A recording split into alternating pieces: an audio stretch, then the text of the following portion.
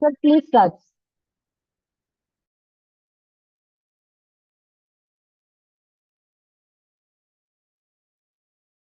Good evening.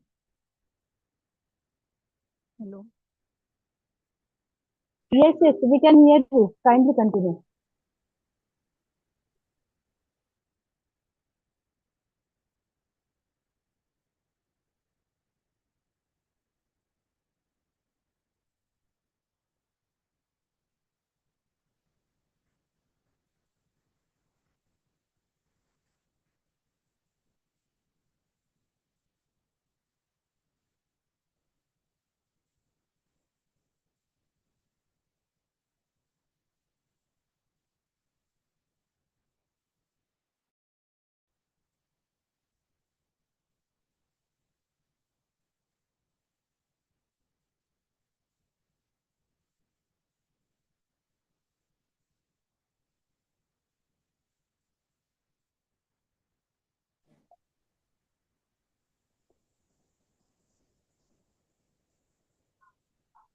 We cannot hear.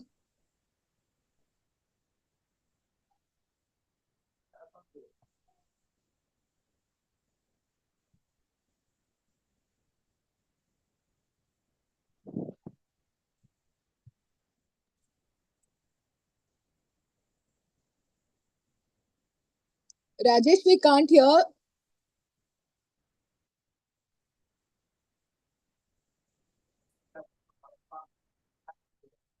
Uh, 3.5 years old male child, fourth by birth order, born out of non-consanguineous marriage, residing in Baikala, hailing from Bihar, Muslim by religion, brought by mother, with chief complaints of fever since 2 months, behavioral abnormality since 20 days, 3 episodes of paroxysmal events since 15 days, abnormal movements and altered consciousness since 15 days. Initially, fever was mild to moderate, intermittent in nature, relieved on taking medications. Child was active in interfebrile period with no change in sensorium, not associated with rashes, chills, or rigors. After 1 month, the child started having moderate to high grade fever spikes, which were associated with increased irritability. 10 days after this, child started having aggressive behavior in the form of biting, screaming, and hitting parents intermittently. After 5 days, the child had high grade fever spike followed by 1 episode of paroxysmal event in form of tonic movement of all four limbs, uprolling of eyeballs, clenching of teeth, lasting for around 3 to 4 minutes, not associated with urinary or fecal incontinence. Post the episode, child remained drowsy for around 10 seconds. Following this paroxysmal event, the child had altered consciousness in form of not responding to commands, inability to speak, with no fixing and no following. This was associated with restlessness throughout the day during the awake state. Child had second episodes of paroxysmal event 3 days back in form of left focal clonic movements followed by secondary generalization. Third episode of paroxysmal event, child was brought in active convulsion in the emergency and was in the form of tonic movements of all four limbs, prolling of eyeballs, frothing at the angle of mouth, and was subsided on giving medications. For the above complaints, child was admitted in his native place twice. In the first admission, he was admitted for 4 days, received IV medications, but had no improvement and was referred to other hospital. In the second admission, which was post the first episode of paroxysmal event, the child was admitted for around 10 days, was medications for the same. Neuroimaging was done, and the child was referred to higher centers for further evaluation. Um, there's no history of any head trauma, no history of your discharge, no history of travel, no history of animal bite, no history of recent vaccination, no history of cox or cox contact, no history of regurgitation of feeds, drooling of saliva, difficulty. Systematitis. in- There's no history of Another necrosis. significant past history is not significant, no past history of admission. ANC history is uneventful. Birth history, child was born full term, normal vaginal delivery, birth weight of 2.5 kgs. Baby cried immediately after birth and no NICU stay. Immunization, child is immunized till date as per the national immunization schedule. Developmental history, child attended all the milestones as per age till 3.5 years. Currently, child has neck holding and rollover is present, does not have social smile, does not recognize mother, and has no word output. Dietary history, child consumes mixed diet with required calories of 1200 and protein 17.6. Socioeconomic history, child belongs to lower socioeconomic class according to the Kupuswamy scale of classification. Family history, there's no history of any congenital or inherited disorders in the family. The couple has three other children which are normal.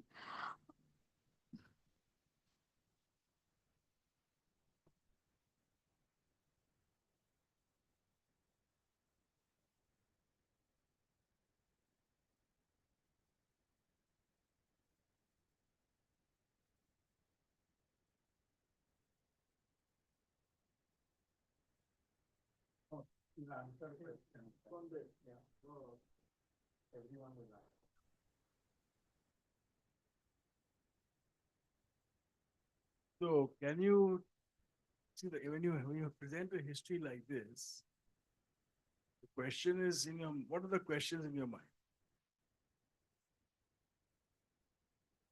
Anybody can answer. So what sir is asking is based on chief complaints, what thoughts came to your mind? Not to the diagnosis. What are the questions that you want to know from this? Come on.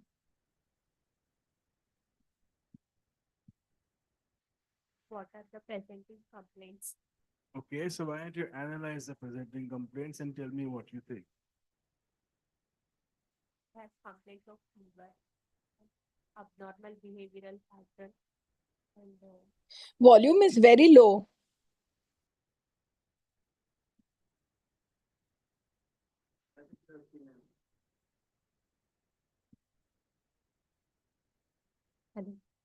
the child had complaints of abnormal behavioral movements, then fever One and minute. So what abnormal behavior did he have? So she hasn't elaborated much on that. Can you tell us?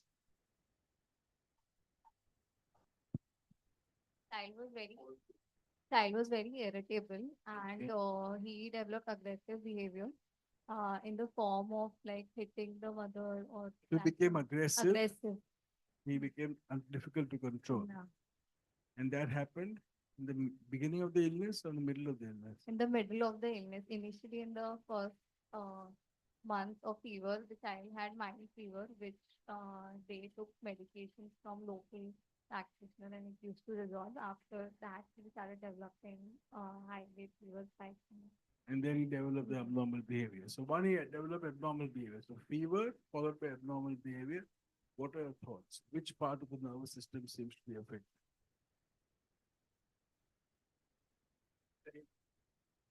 Very good. So you think it is cerebral cortex more or less affected? Is that the only part which is affected when you have bad normal behavior? It could be somewhere else. Abnormal behavior. So which other anatomical area? Which part of the cerebral cortex before I go to the next? frontal lobe. Frontal lobe, temporal lobe, these are the two lobes which are very intimately connected. Abnormal behavior. What else do you see in this history? Where else can it be coming?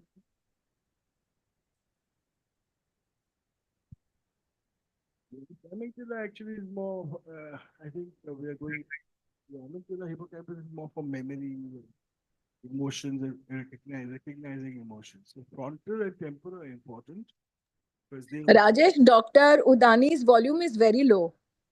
No, frontal and temporal lobes are basically involved in limbic system. So when you have involvement of those areas, especially for example, the frontal regions, you will have uninhibited behavior, you will have aggression and all that kind of behavior. And temporally, you may have other types of psychotic behavior, and those kind of things may also happen. So the connections also are important. So for example, if you have basal ganglia, they also can give rise to abnormal behavior in, if the caudate nucleus, for example, won't want to go into too much detail, but the frontal, temporal, and maybe the basal ganglia can sometimes be involved in behavior abnormalities. Then the third thing, what happens? You have to talk in the mic. Then you talked about the paroxysmal events. So what are these paroxysmal events and why do you call them paroxysmal events?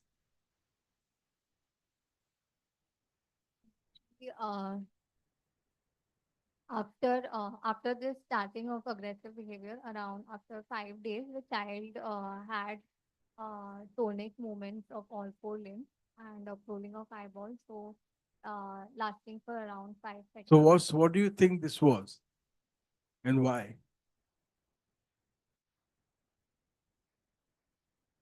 So what is your interpretation of these movements? Because you call them paroxysmal events. What do paroxysmal events mean? Just to make sure we are on the same page. What are paroxysmal events?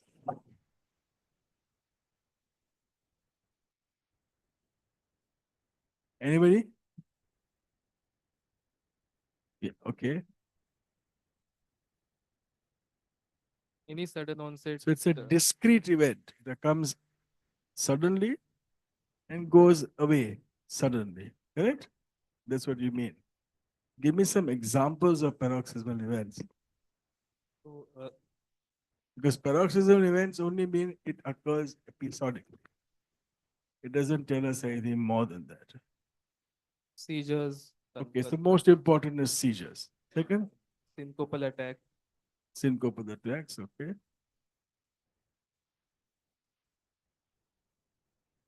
Migraines. Okay, so migraines, syncopal attacks, seizures, Breath holding spell. breath holding spells, so non-epileptic attacks like breath holding spells, shuddering attacks, so lots of things are paroxysmal events. So how do you distinguish? What do you think this case had? You again answer, ma'am. Or anybody can answer. This patient had a paroxysmal event, which she's describing as some movements. Anybody to speak? No, I can't read from here. I'm sorry. Some tonic movements and all that. So what is the most? Do you think they're seizures? Or you think there's something else? Is it a movement disorder?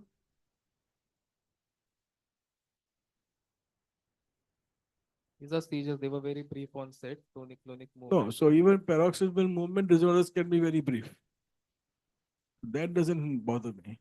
Syncope is very brief. I'm not saying this is syncope, but I'm just saying. So when you analyze, how do you know these are seizures? So what are the questions you ask? So I'll play the devil's advocate. You tell me the questions you ask, and I'll tell you what else can cause. Anybody else want to answer?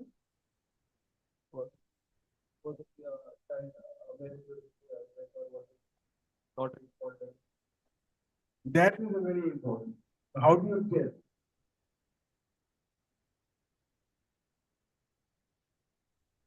tell? Is he talking to the parents? Or not? That's one way. Eyes are open. Then seizures, what happens? Oh no, somebody else. Not really. You can have uploading of the eyes, yes. People also have uploading of the eyes and symptoms. That's not the reason to consider it to be seizure. Yeah. So now respond to the lower also is not typical. What's typical is eyes open or on the one side and on the spot. And most importantly, children get quiet. For example, this could be a movement disorder. Suppose this patient had dystonic spasm. Usually they will cry during that time. So one is eyes open, unresponsive, Tonic-clonic movements, yes, but that can occur, remember, other conditions as well. For example, syncope, you can have a convulsive syncope. But generally, when you have these kind of things, you consider to be seizures. What else is there usually after this? Postictal. So that was not mentioned. Was it there? You should mention these things. Okay, so now you think, so instead of saying paroxysmal events, you're certain you say they are seizures. You don't, you can say these appear to be which appear to be seizures. If you're quite certain of what you're saying, and you have to justify in the history why do you think they are seizures. Then what happens?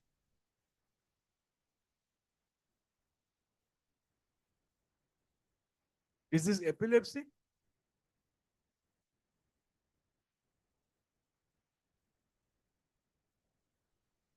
Is there 3 seizures over a period of few days? What happens after that? No, what happens after that? After the seizures happen, what happened? You mentioned that is altered consciousness. Sir, after the first episode of paroxysmal event, the aggressive behavior which he had, the parents are saying that was not present, and he stopped responding to commands. There was no verbal output, but there were like abnormal movements, and it was in the form of restlessness of body. So not Okay, so she's saying something. So what has happened now? Can somebody tell me in a medical term? Kirwa.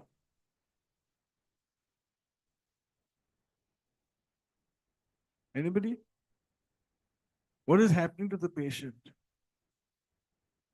Encephalopathy. Pathy, you don't know if it's encephalopathy. It could be encephalitis, yes, but there's an encephalopathy. Now, is it epilepsy? I come back to the first question.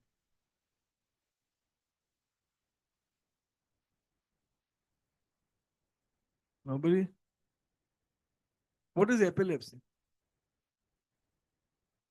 I'm going here and there. I'm not going sticking to the case. I'm going on my own different path because it's not good. Don't stick to the case alone. Tell me. Can I ask somebody to answer? Maybe you can answer, Sergeant. Give him the mic. Give whatever you say. What is definition of epilepsy? Come on. Provoked convulsion. What is that? Unprovoked. What does that mean? There are no provocative What are the provocating factors in Fever. this case? fever. Fever. infection. And you have an encephalopathy following the seizure. So what is this? These are Symptomatic. symptomatic or provoked seizures. Simple answer.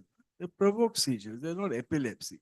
They're epileptic seizures, but there's not definition of epilepsy. So seizures are not always in the context of epilepsy. Epilepsy is a change in the tendency of brains, networks, and you have unprovoked, without any reason you get seizure. So these are acute symptomatic, what are now called acute provoked seizures. Fine? Then what happens after that? So now you basically said, After that, child developed this restless movement. what is the during next slide? and child was awake during Yeah, the so all these things you admitted, neuroimaging, medication, etc. was done. Fair enough. What happened to the kid? so he had another episode of convulsion, and that time he was admitted. Use the word seizure. Second time also he was. What is the difference? Seizures and convulsion. Or are they interchangeable? Convulsion is a motor. Yeah, so it's an old term for only motor seizures. We know that seizures, what are seizures essentially? No. It's a clinical change which occurs suddenly and which may affect behavior, motor, emotion. You may start laughing during a seizure. So many things can happen. Any acute, sudden clinical change, which is abrupt onset, abrupt offset, and involves increased electrical activity, presumably, because nobody has EEGs done at that time. So you have to really go on your clinical sense to decide it's a seizure, not on EEG. So the definition is right, the old definition, basically a clinical change. So that's a seizure. That can be provoked or unprovoked. If it is unprovoked, it's epilepsy. If it's acute provoked, any of us over here can get a seizure. In fact, 8% of the population gets seizures at some time in their life. But only 1% of the population has epilepsy. Got it? If you're an old man, you may have stroke and you may get epilepsy. I mean, acute seizure. For a young person, you may get neonatal hypoxic ischemic and you may get a baby. Baby may get seizures. So that's what I mean. So now you have, now what is this syndrome called? To join everything, you started with fever, then you had abnormal behavior, now you have seizures. If you join everything, can you Come to a syndromic diagnosis, clinical syndrome. I'm not talking of genetic syndrome, please. I'm talking of a clinical syndrome. encephalopathy, but you want to add some adjectives to it? Come on. Something to describe that encephalopathy? What was it like? Was it hyperacute? Was it acute? Was it subacute? So acute or subacute or chronic. The subacute is anything more than 7 days, less than 3 months, and more than 3 months is chronic. Less than in 1 day was hyperacute. In this case, what was it? Subacute. No, I'm talking about the fever was subacute, but the changes in, when did the seizure start and when did he come to you? So irritability, behavior change, all that occurred 15 days, no? So 20, Yes, your 20 first slide showed that. around 15 to 20 days back. Correct. So 3 weeks. So that means it is a subacute encephalopathy, febrile encephalopathy. That is what it is. Causing seizures, alterations in behavior, alterations in conscious level. We don't know about deficits, which are not mentioned. You did mention something about not fixing, not following. What does that mean? You said that, no? Somewhere she said that.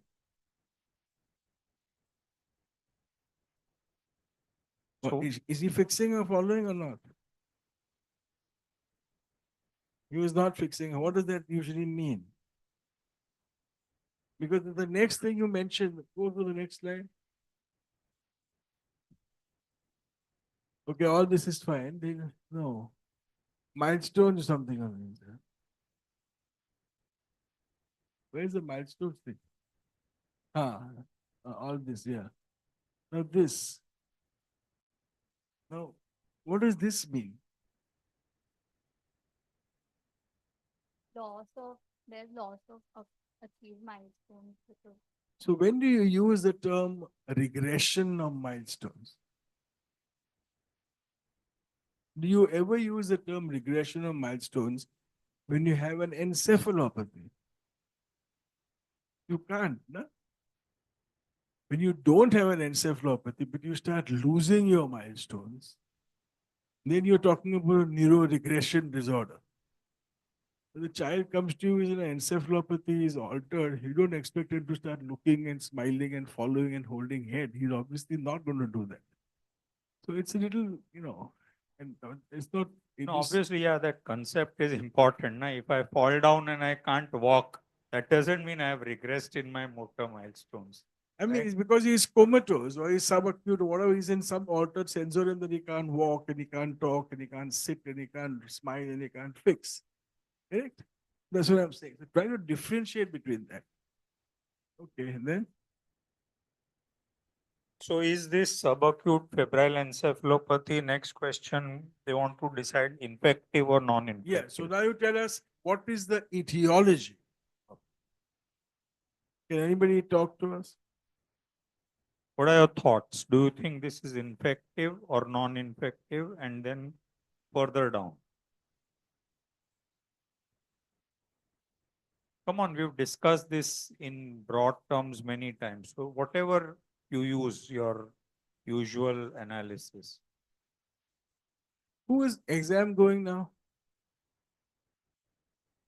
Manas is putting his hand up slowly. He's scratching his mouth. So one of you is there. Who else is there exam going?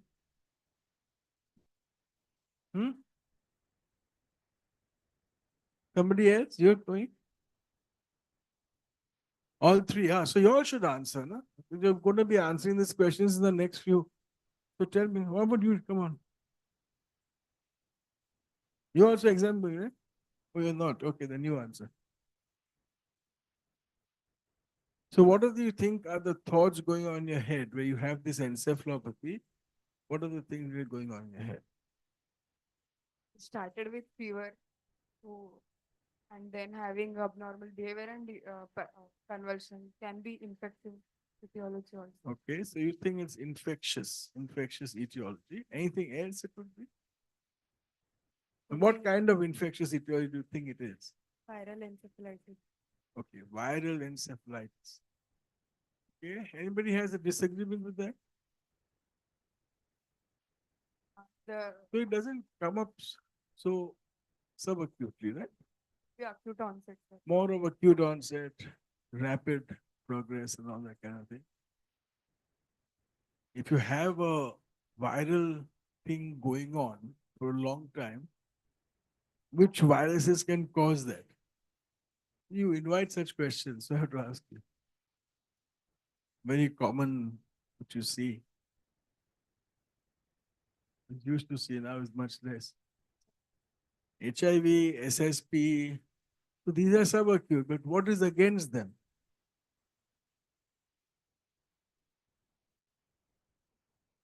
Fever, very good. They don't have fever. And second, they don't have encephalopathy. They have a chronic subacute encephalopathy. They go slowly down. They're not like altered like this and all. So that's the way. So viral encephalitis usually week. 1 week is the usual time. What else can it be?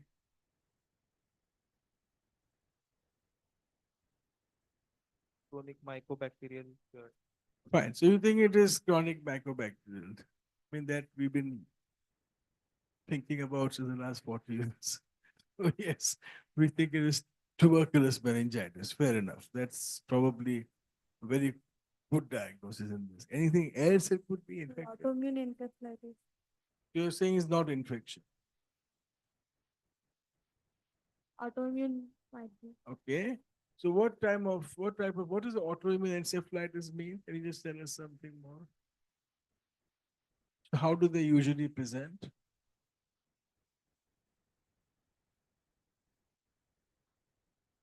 How do immune disorders present? Usually.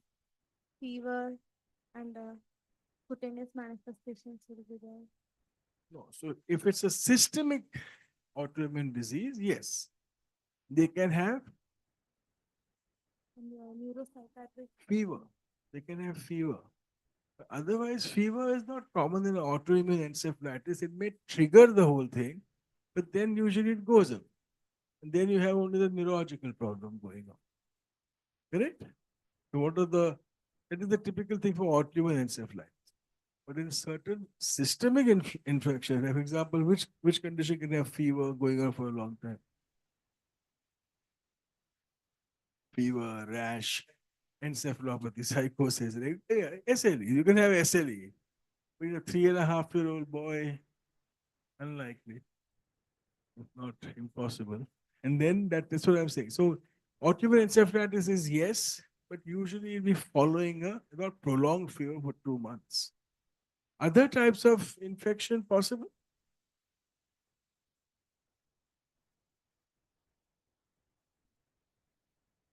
So you discussed bacterial, you discussed viral, you discussed Mycobacterial. They're not discussed bacterial. bacterial.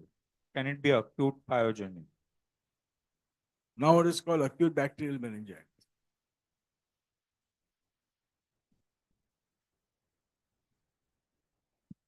Bacterial, it will be a short duration. Yeah, so that's one thing. But if you keep treating it, sometimes it may Partially. become a little chronic, but not going on for so long, 2 months almost is very unusual, but it's possible. And anything else which you can think of, which can cause other immune disorders, which can cause, sometimes come with fever. Oh, forget this. This is a little higher level. Anyway, so these are the two things. Now, how would you investigate? What are the examination findings? Is a baby here? Oh, sorry. I just want to ask you, this child has a fever for a month. At that time, there was nothing neurological. So why is this neurological problem has come up after a long period? That's number one. Second is that initially the fever was mild. And around the time when this neurological complications were or manifestations were coming up, the fever increased. What is that progression you can have? If you're talking about intracranial infection, that doesn't take time to come out with a neurological manifestation. So to begin with, it must have been an extracranial cause of that fever, whatever that fever was. And then the next question is it a complication of the same process or is it triggered by that, by some, not auto-inflammatory, but infection-induced inflammation? I think that's the way you should start thinking. If you're there in the first 1 month, you would never have thought that this child would come out with a neurological illness. So it's the same illness. When same illness continues in a further progressive way, either it is the same complication, which is less light, or then it is triggered by that. So what can trigger after a second way to look at it? Have you seen a seizure coming after 6 weeks of fever? Take away every cause of fever and convulsion. It doesn't wait for 6 weeks. So something else is happening, and I think that's what we need to discuss. So I agree. In fact, the first thing you mentioned, the beginning was that she was having fever, he was playful and this and that and the other. So there had to be an infection going on, which then spread at a certain point to the CNS. And what can trigger that? There are many things, but in this particular case, we don't really have a reason which has happened. And then the thing became a little faster tempo.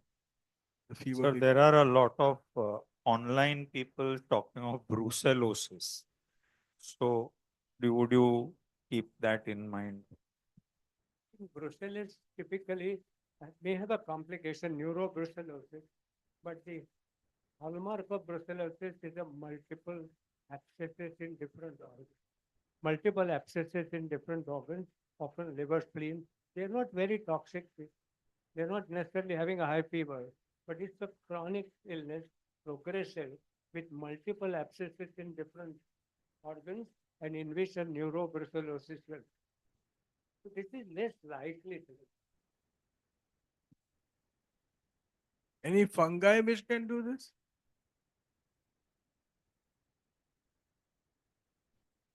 So, when would you see a fungal infection of the CNS?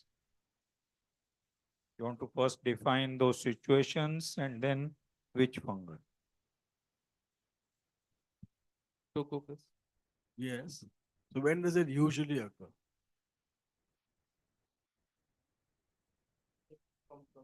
Yeah, so that's a history which is important in this. What is the past like? Was there any recurrent infections and all that?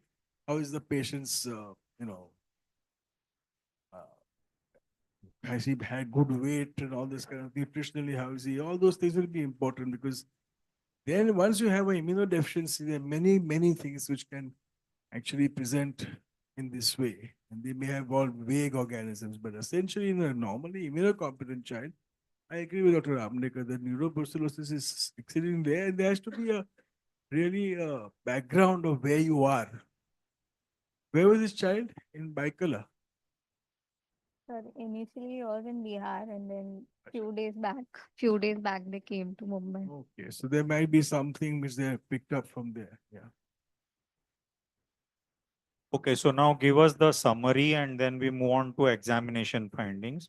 So your summary after history.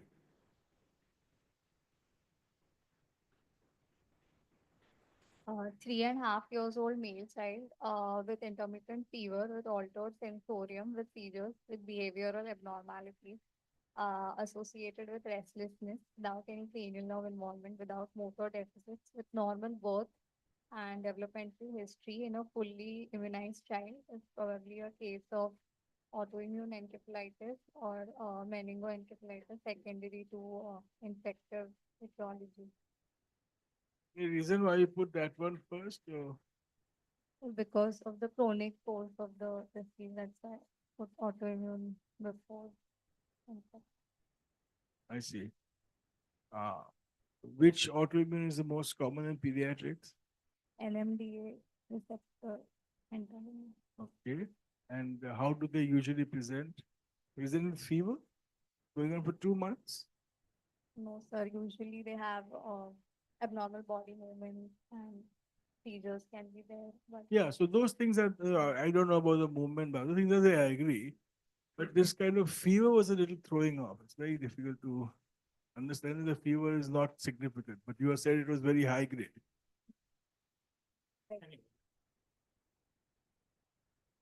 on examination, child was febrile with heart rate of 120 per minute, RR of 30 per minute, saturation 98% on room air, peripheral pulses were well felt. BP was 90 by 45 between 5th to 50th centile, no pallor, icterus, clubbing, cyanosis, lymphadenopathy, anthropometry weight was 12.6 between -2 standard deviations to -1 standard deviation. Height 96 centimeters between -1 standard deviations to 0. Head circumference 48 centimeters between -2 standard deviations to -1 standard deviations. Uh, MUAC of 14 centimeters between -2 to -1 standard deviation, and weight for height between -2 to -1 standard deviation. Impression normal. Head to toe, the skull is normal in shape and size. Oral cavity normal. Chest, abdomen normal. Spine is normal. There are no neurocutaneous markers. On systemic examination, the child is awake, not oriented to surroundings and self. Cranial nerve examination, bilateral, both pupils are round, equally reacting to light, intermittent fixing following present, normal conjugate eye movement present, no tosses or squint, no facial asymmetry or deviation of angle of mouth, gag present, turns face on both the sides.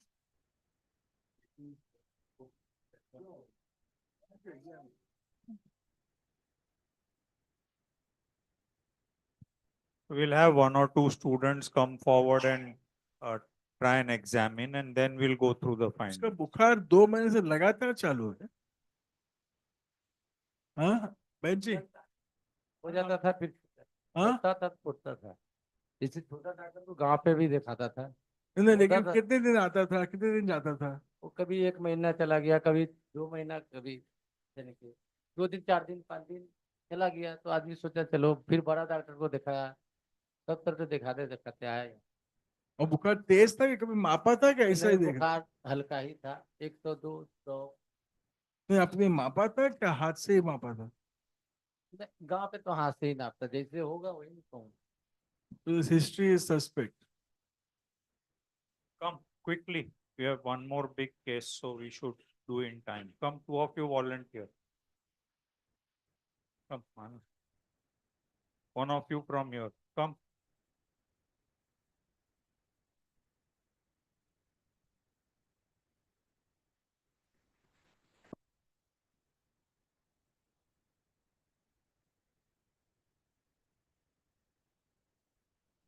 What do you see on inspection? Just start speaking and we'll just learn.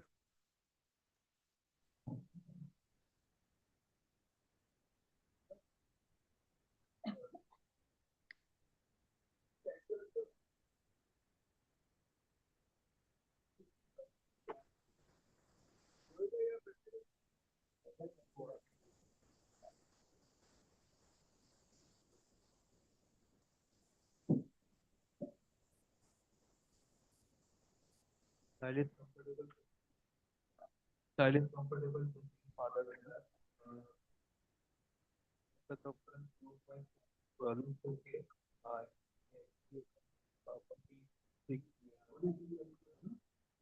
Uh, my medication pass. He looks pushing well, okay. And abdomen also.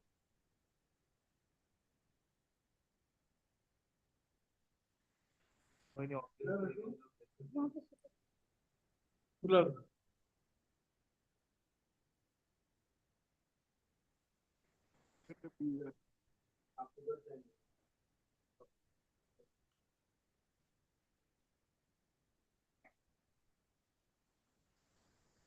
What do you think of the thing?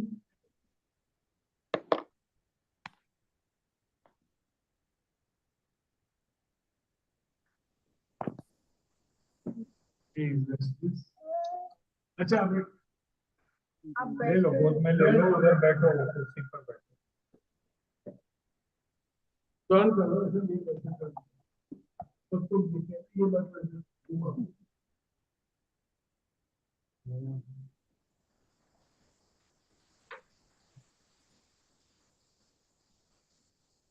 Go on.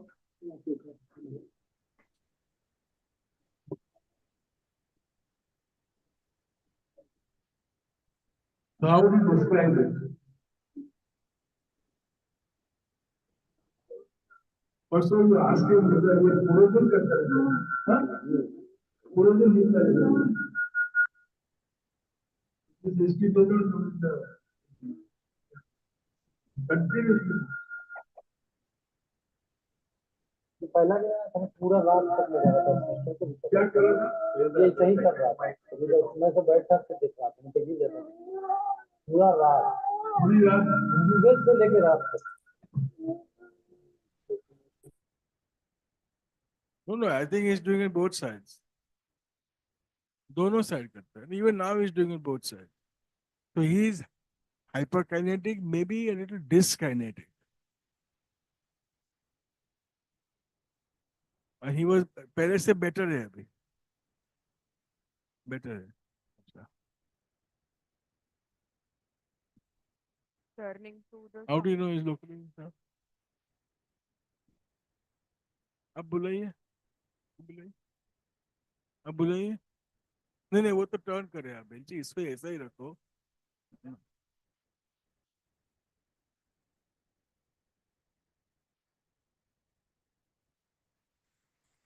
आप कुछ पहचानते हैं अभी?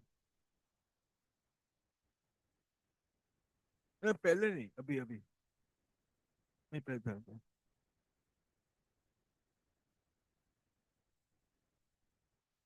So all these are very important parts of the history. He was moving so much that he had to stay up the whole night. He's continuously moving, continuously moving. Okay. So what do you think this is? What are these? Is this normal? Is it, what is it?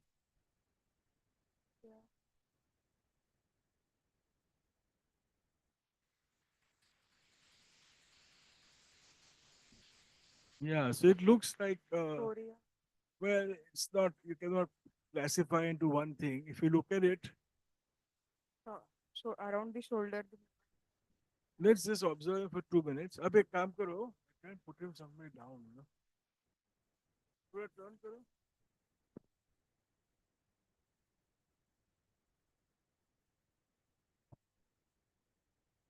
What he is doing?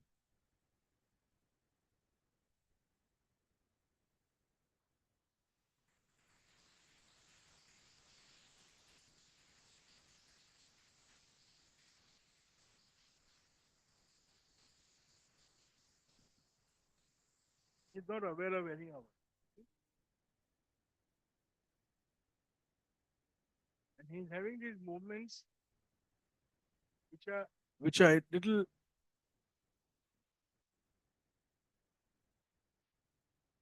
they're completely irregular, but at the same time they are happening the same movements again and again. I'm saying they're stopping, they're having you have to watch them for a long time. I'm not sure about that. But these are kind of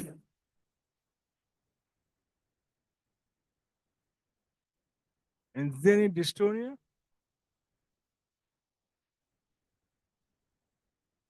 Toes में थोड़ा हो रहा है, nothing much, not really dystonic. So he's very dyskinetic. I really can't call him any particular thing. But the same movement seems to be occurring, same pattern of movement occurs, like a stereotypic kind of thing. See that? Not really. Hemi is both sides. One side is there. Barismic movements could be like this, but it's not really the same movements I mean, embarrassment is usually one side. Both sides you don't get. But these are basically very violent, proximal and distal. And there is a pause in the middle every time. Stops, then again he starts. And there's some pattern of stereotypy also over here. This kind of movement disorder is very typical of, or at least seen, is it more likely to be in a subacute meningoencephalitis? Yes, you can see it in, like Dr. Kare said, in TBM. It can also be seen in autoimmune encephalitis. They have movement disorders, and that is one pattern which is possibly.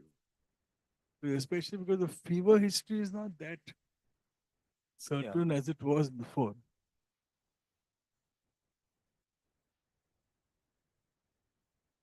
Fine. So differentiate between voluntary and involuntary movement. Is it voluntary or involuntary? He is having it at also. It's voluntary during some intention. If he wants to do a movement and the movements are exaggerated, then we can tell. What I mean is, or I think Dr. Amdekar means is it that, is there something like a restlessness? This restlessness and the patient is agitated and is moving around, or is it really a basal ganglia movement? That's a little difficult to be sure, though I think it is so continuous and it's so all the time there. And from the history, it was like continuous throughout the night, and it seems much more. It looks like a movement disorder rather than just a. Is it choreoform movement? Right at the bigger joints. Okay, shoulder. all the He time stops. Okay.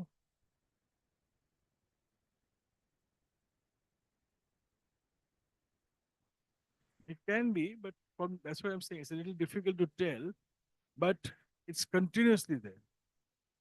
ये पहली रात जब भी ये बीमारी शुरुआत हुई तो नींद कैसी थी? नहीं 24 घंटे में कितने घंटे सोता था? 24 घंटे में?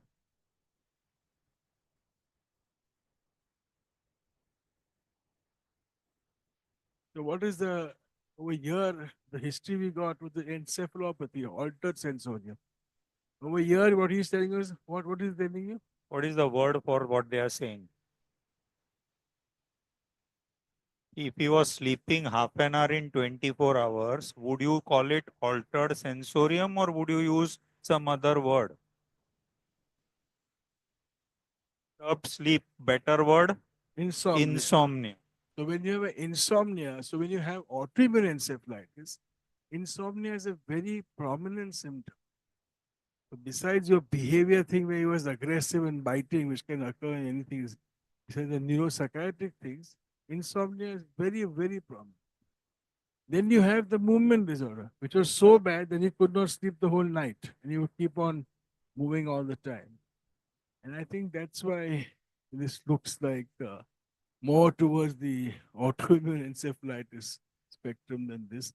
And maybe the fever which we talked about was not very certain. There's no other way of it. Over here is afebrile?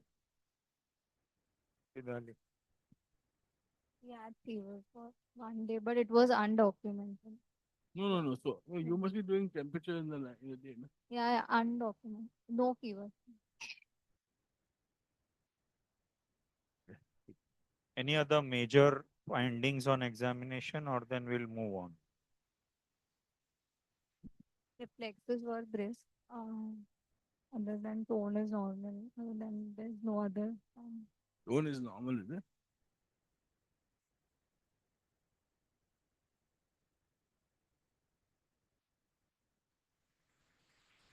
Fluctuating.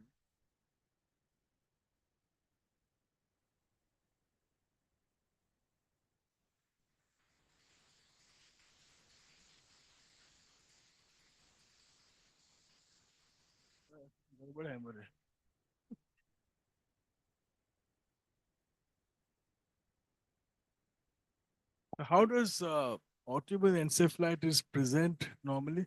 You want to finish this? Yeah. So what is the summary? In summary, what are the findings? What are the findings?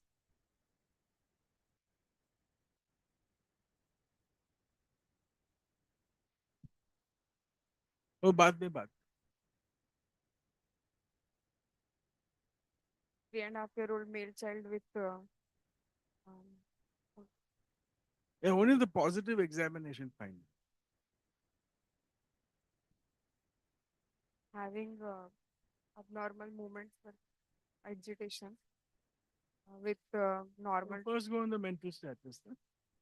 So he doesn't seem to be recognizing his parents. He's lost his danger, anxiety, the social skills which were there. He's not responding to his name. He's not recognizing anybody. So he's in a kind of an encephalopathic state. But he's awake. He's not like he's unconscious. In that sense.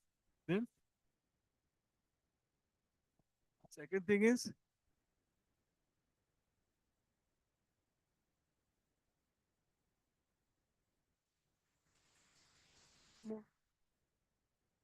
Motor wise, the bulk of the muscles appeared normal, and what is abnormal, you tell us?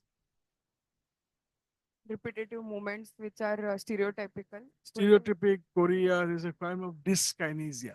When you say dyskinesia, you are not putting it to one particular type of movement disorder, but a kind of a mixture of chorea and stereotypy and all that kind of thing, which occurs in typically NMDAR encephalitis.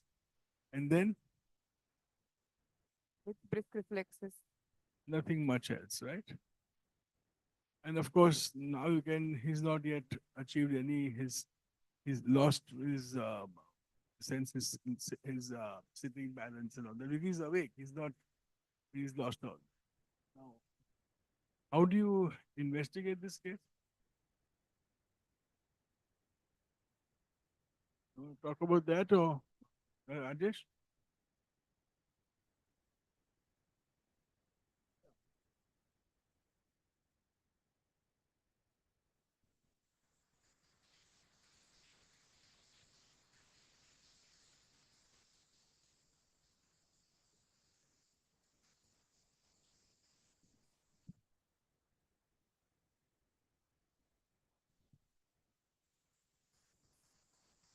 Outside CBC done on 30th March was suggestive of HB of 9.6, CLC of 20K, which was neutro predominant, and platelet count of 2.82 lakh. CSF was done, which was a cellular protein of 53 and sugars of 74. The MRI brain. So that was your interpretation at the same time. Sir, proteins are slightly raised. Other than that, it is all cellular. What does that mean usually? What is the most important thing on this? Cells or cellular. Yes, cellular. So your infectious meningoencephalitis comes way down. Because we can have sometimes, but generally that comes way down. And what is the cause of increased protein? It's a very non-specific change. It can occur in any conditions. In many encephalitis can occur in many conditions. It's not very specific. The MRI brain, which was done outside, was re-reported here, and it was suggestive of complete genesis of corpus callosum, disproportionate prominence of occipital on of bilateral lateral ventricle, suggestive of colpocephaly, abnormal signal with thickened cortex and bilateral frontal left temporal and parietal lobes showing T2 hyperintense, T1 hyperintense signal with restricted diffusion with corresponding low EDC. No, sir. Likely related to encephalitis, mild atrophy of the bilateral superior cerebellar hemispheres. T1 hyperintensities are noted in bilateral globus pallidi. And T1 hyperintensities. And megacisterna magna. Difficult to make. I don't know. I mean, one thing is he's got some old problem, the corpus callosum agenesis. But the other things usually don't look like this in any of the conditions we've discussed over here. You know, for example, T1 hyperintensities means when you're talking about it's actually metals. which increased in globus pallidus. Doesn't make sense. So, I don't know. Anyways, forget about the MRI then. What else have you done? Serious- We are planning to send CSF autoantibodies. And That you haven't sent them. Is it? no, we haven't sent. Is it possible to see the MRI?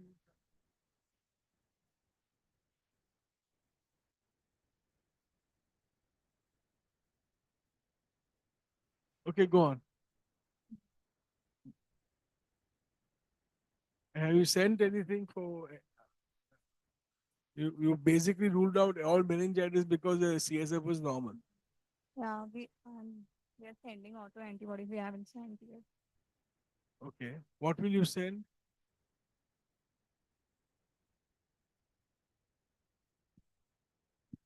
Which antibodies you want to send? Send CSF for what?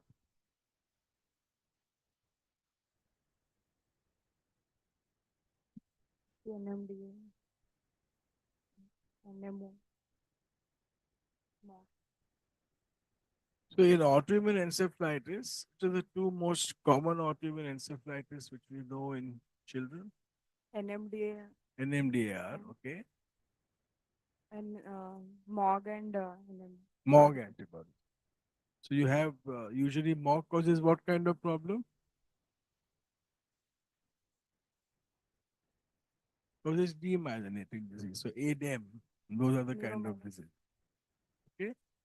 But in sometimes you can get a cortical encephalitis with MOG as well. That is the second most common. NMDA is the most common. So these are the two ones you must send. Everything else is exceedingly rare. Unless you have some specific, especially if you have question of money and all that, it's better to send these two only. And what do you send the NMDAR in? Serum, CSF, or what? If you had to choose, NMDR in serum or CSF? Yeah, both we can send, but sir is asking which is more specific. sensitive and specific. CSF. So CSF is clearly more specific for NMDR. And what about MOG? Serum. Correct. So serum MOG and CSF NMDR were the basic image, at least that much you should do. Then there are many other antibodies, we should not talk about them here. But in case those come negative, you may have to send other antibodies. Okay.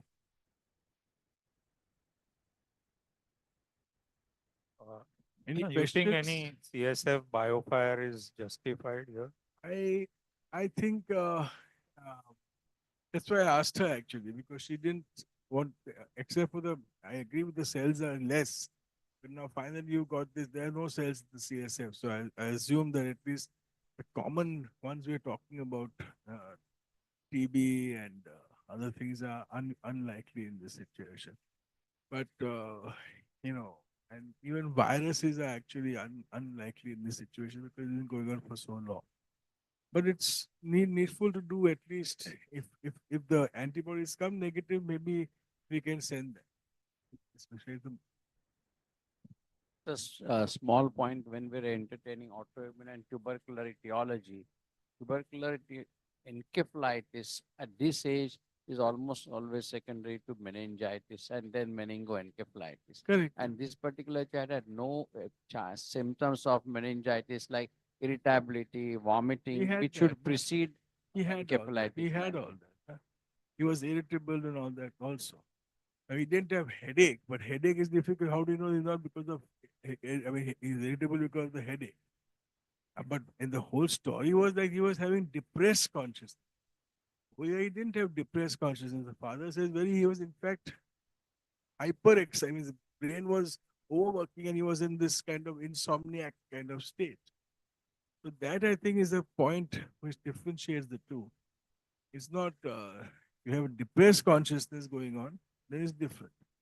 That story didn't come out. Did you say that? I remember he said disturbed consciousness, altered mental status, and all this. Yeah, they use the word altered sensorium or consciousness, but I think it, as we learned, we should have presented So- it as Yeah, so there are two basic ways you describe encephalopathy. One is what is called the high road, and the other one is the low road. And the third is the high road going into the low road. So what is the high road? For example, you have fever. The patient is hallucinating and talking and delirious. Okay, he's delirious at that time. Very high fever can sometimes cause that. Autoimmune encephalitis. They are in the high road. They may go into the low road later, but they are basically hyper, the brain is overworked. And then you have the low road where you have, hydrocephalus, mass lesions, all those things. They basically are, they just go into drowsiness, they slip into a coma. I mean, frankly, I may have missed that in your history, but it looked like that's what was happening. That was actually the thing which was worrisome. So if you have a low road, the causes are all these mass lesions, meningoencephalitis and all that, hydrocephalus, etc. But the high road are very often toxins, drugs, delirium because of fever, neuropsychiatric disorders like autoimmune encephalitis, etc. And sometimes, of course, you may start off with the high road and go down. Sir, online there are questions about can it be Wilson's and can it be CNS TB, looking at the whole clinical picture. Don't consider any one of the two at all. Why should Wilson's come with fever for a month? So that is out of it. Just because there is some basal ganglia, it is not Wilson. TB is also out. Okay. This is not the 3.5-year-old would have come with something in the past of not doing well for a while. Okay. And an acute onset of encephalopathy, vasculitic problem, hydrocephalus, all that. So I think both are out to me. But Rajesh, what does the last line really mean to us? Plague pouch cyst. So that's a congenital thing. So the coincidence. Yeah, completely coincident. You may have completely normal children who have this mega cisterna magna. They may have complete agents of cough. So that all I don't know what it's got to do with this. What is a little the abnormal signal with thickened cortex and all that? That seems to be the problem. We have to see this MRI problem. There's a question, post-treatment of MOG-associated disease, is still serum more specific or you will do CSF MOG? Serum. In fact, there is no absolute correlation between treatment and MOG. You may, half the patients, you see, most of the times you don't have untreated MOG. So half the patients of MOG will disappear, the antibodies will disappear in a year or so, but they may come back periodically at certain times, and you may see it many years later. Why is it? Any questions from anybody on this case? So we don't know the final diagnosis, but the approach was important. As everyone, as both sirs started, that there was a fever followed by change in behavior, followed by seizures, and the timeline was important. And then we discussed that is it an infective or a non-infective, and we discussed pros and cons for it. So that thought process is important. And then on examination, no focal deficits, but a continuous abnormal movement suggesting some basal ganglia involvement, right? Okay. Is someone is getting that MRI? Okay. We'll get the MRI in some time. Meanwhile, we can move on to the next case. Okay, thank you. So we move on to the second case.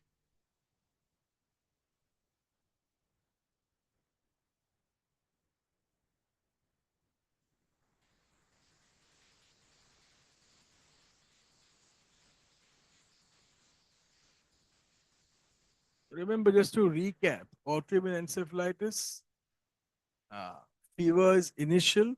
There is no fever usually during the illness itself. It could be subacute because NMDR is the most common and can be subacute. Neuropsychiatric, movement disorder, no hemiplegias.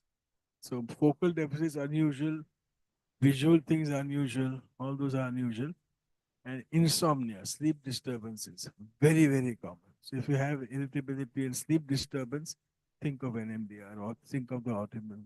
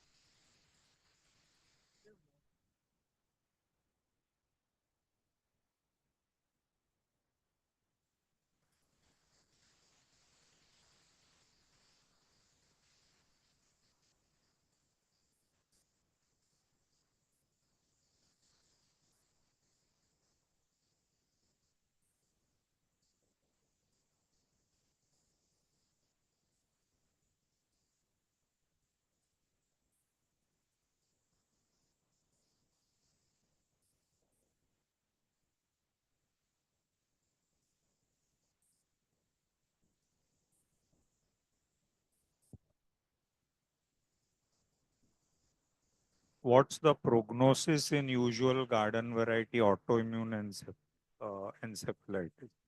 Yeah, so let's consider NMDR as a prototype. And generally, the prognosis is generally good in pediatrics. Of course, in adults, it's a little worse, but in the pediatric, it about 85% or so do very well in the long term. However, the mild ones, moderate ones, and the severe ones need different duration of treatment. The mild ones you may get off with 6 months of immunotherapy, and you may or may not require rituximab. The moderate ones, you will require rituximab for sure. It'll be at least a year of treatment. And the severe ones, where you may actually be altered for as long as, 2 years, 1.5, 2 years, you require about 2 years of therapy. And the most important cause of mortality, anybody can tell me? Mortality in autoimmune? In the acute stage. In the acute stage? So autonomic disturbances. So you get hypoventilation. You can suddenly stop breathing in the night.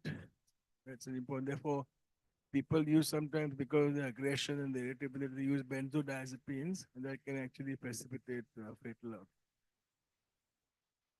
Okay, we start with the second case for today. Yeah.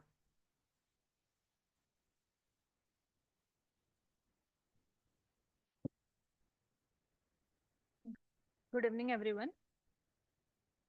I am presenting a case of 2.5-year-old girl, second by birth order, born out of non-consanguineous marriage, Muslim by religion, resident of and hailing from Patna, was brought by father, who is a reliable informant, with chief complaints of regression of age-appropriate milestones noticed since 1 year of age. Around 1 year age, child. Rajesh, we cannot see the new presentation.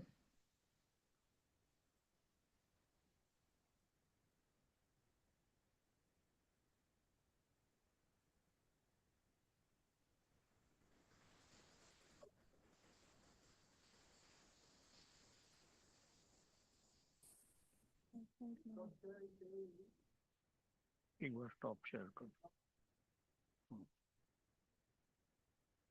ये share पे click कर तेरा कौन सा है yeah पूछोगे can you see now? Can you see the new one? Yes. Thank you. The 2.5-year-old girl, second by birth order, born out of non-consanguineous marriage, Muslim by religion, resident of and hailing from Patna, was brought by father, who is a reliable informant, with chief complaints of regression of age-appropriate milestones noticed since 1 year of age. Around 1 year age, child developed weakness in lower limbs in form of loss of standing with support, which was acute in onset, preceded by high-grade fever, documented up to 104, not associated with loose stools or joint pain or excessive irritability or altered sensorium or seizures, requiring hospitalization for 3 days.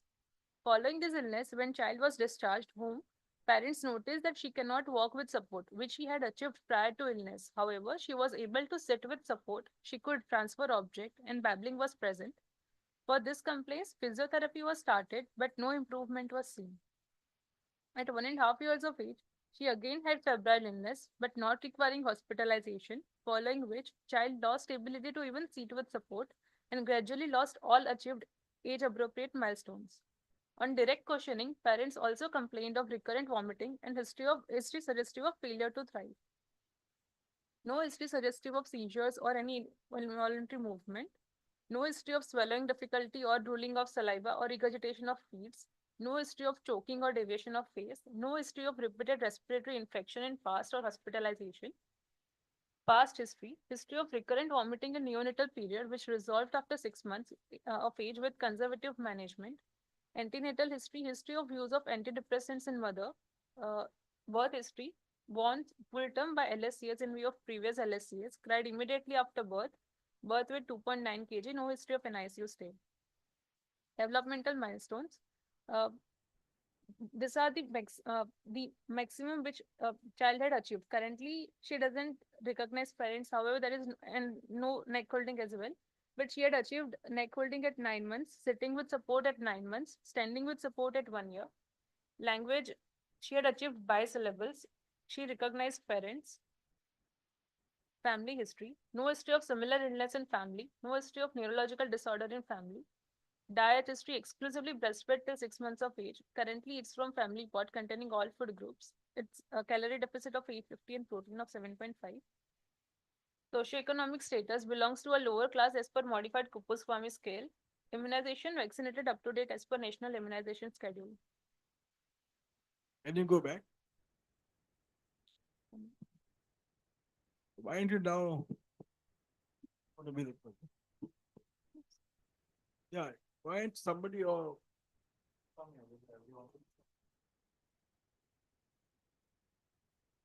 can't sit there, so I can't read. Can I sit here?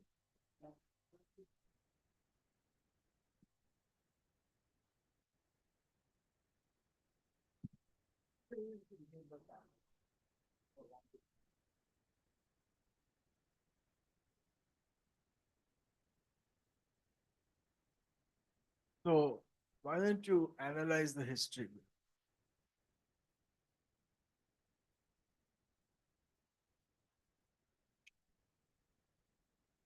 Just the first illness first. Tell us, what does the first illness mean? Acute onset of lower limb weakness preceded by a febrile episode. On it. How do you know it's weakness? How did the patient, in the sense, how will he present? Not able to stand with support. Okay. So what are the possibilities?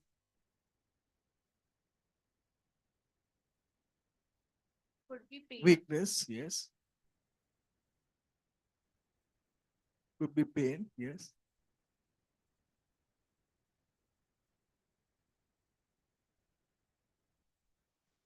Could be balance issue. Balance. Fine. How do you separate these three? If it had From your for- history, you have to tell me. For weakness, we would specifically ask whether on lying down is child able to move his limbs or not. Very good. He is then not weak. No. So you basically ask him in a lying down position whether he can move his limbs. He can move his limbs. Either he's not very weak, or he's probably not so much in pain, or not. He may be ataxic. Right? Acute ataxia. When it comes to you in the first, I had come to you at 1 year old. I'm not talking about now. At 1 year of age, if you had come to you as a doctor, how would you have approached? Okay. Then go on. So what do you think happened at that time? Is it lower motor neuron or upper motor neuron? It is, in fact, weak. Likely, the more common causes would be for low motor neuron would be acute flaccid paralysis or GBS. So Correct. Okay. it doesn't do that. But in case it would have been, it would have progressed further and would have. Well, you're not talking about saying lower motor neuron, which improved and the child was discharged home. It cannot walk with support. which could occur with weakness. Then even a low motor neuron may have a problem. So can a low motor neuron. That could even have been something like a transverse myelitis or something at that time. We don't know exactly whether the child was. Transverse myelitis will be little more severe. The mild GBS is possible. So it's, but it's very difficult to tell. The first thing is we are not sure about from this history whether it's upper motor neuron, lower motor neuron, but it possibly is more of weakness than anything else. But you have to ask those specific questions. So was he moving in bed? Could he get from sleeping to sitting? So usually when you have any significant weakness, you may have difficulty in coming to sit also. So all those kind of questions would have been better to help us. What are we going to ask? Okay. But no improvement was seen with physiotherapy. So now, do you think it's GBS? Why not? Anybody? Go back. Talk on the last line. Of these complaints, physiotherapy was started, but no improvement was seen. Why is based on this line, sir is asking, do you think it was GBS or not? Always. Okay? It might be left with a couple of deficits, but believe me, before IVIG was there, if you supported them and they were in the illness, acute illness, they all walked. Well, now we think IVIG is doing great, but they just shortens the illness. That's essentially either a long time it might take or a short time. It always improves. Then the next one.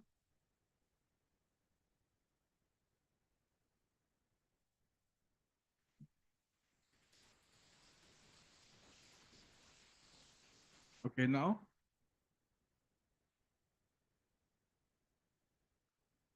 Child had complaints of febrile illness, but not requiring hospitalization. After that, So do you want to ask her some more questions? She's given a very incomplete history over here.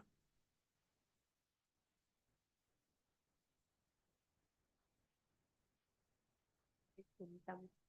No. She said that question I would ask her, she's lost ability to even sit with support. So she lost this ability over how much time? What were in one day she lost? Over a week? Over 1 month? Following that febrile episode, which lasted for 2-3 days, following that, parents noticed that she lost that. Immediately. The Sure pain, over there. it was present before that, but they noticed that following the And then she lost all age appropriate milestones. So what were the other milestones she lost? neck folding she had lost. She had lost What are the milestones you're talking about besides motor? language was also affected. She used to speak bisyllables, which currently she is not. Correct. So she lost all. You must mention this in detail. What are the milestones she actually lost? She lost sitting, yes, but she also speech. What about understanding? So what? How old is she at this time? 1.5 years. Said 1.5. 1.5. We are still at 1.5. She's come to you second time. Okay, so 1.5 years. She says, "Abhi, this is very important. You have to ask them the question. कि अचानक आपको मालूम पड़ा?" Because the question is the fever a trigger factor or a red herring? Because people think that fever, अभी थोड़ा आए उसकी वजह से ये हो गया. They may be just punctuating the thing with fever. We don't know that. Basically, that story, the story may be different, and I don't know about this particular case. So now you think it's upper motor neuron or lower motor neuron?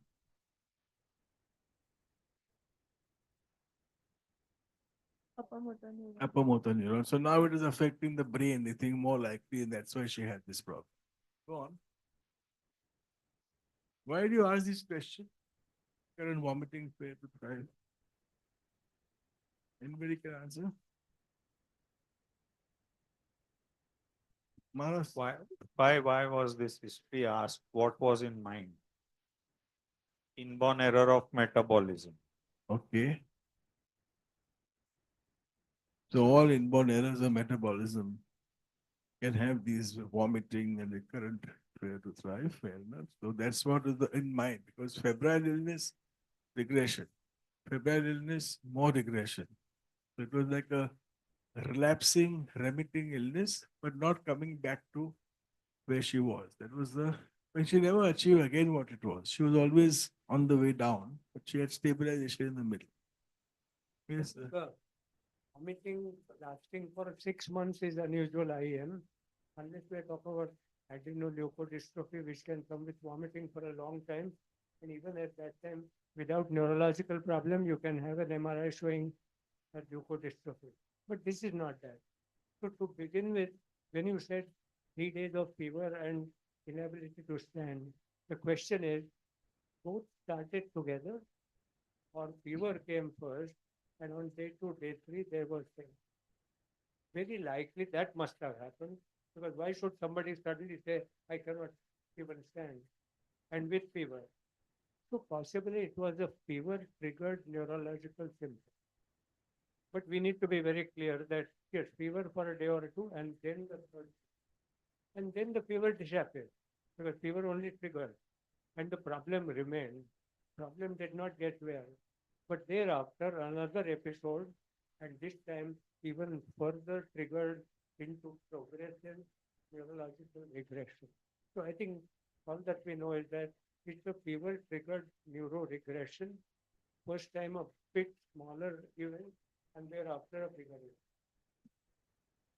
Only one more thing is that later in the developmental history, she is not, the development seemed suspect. So whether yeah, what was the reason? What was the glaring thing? Go to the development. So what is this? Anybody has a comment on this? Why did you design? delayed development. No, what is it? Are you sure it's correct? Delayed development, or it's from the history there's something wrong? Same time, achieved neck holding. Neck holding came at the same time along with sitting, and then 3 months later, she's standing with support. Which is okay for a 1-year-old to stand with support. Even sitting with support at 9 months, sitting alone.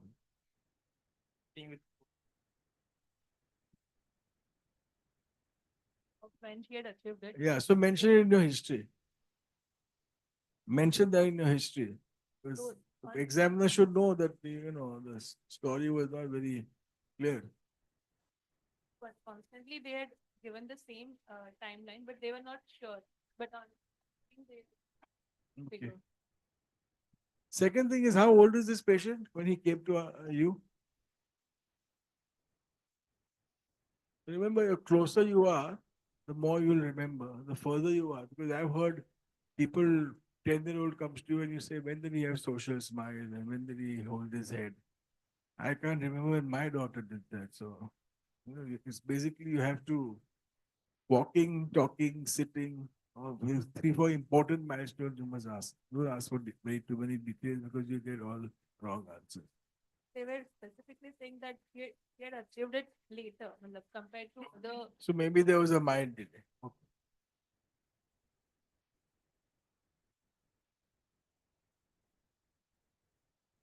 Now you said language. Can you comment on your milestone? So would you ask some more questions to judge how well is the language developed in this child? This we are talking at whatever. 2.5 years. 2.5 now, or even if you talk pre-illness, 1.5 if you want to ask. And Kare sir has always been making this point that achieved bisyllables fine, but at what age? Because if it achieved bisyllables at 2.5 years versus achieved bisyllables at 8 months, makes a lot of difference, no? So what more questions would you have asked?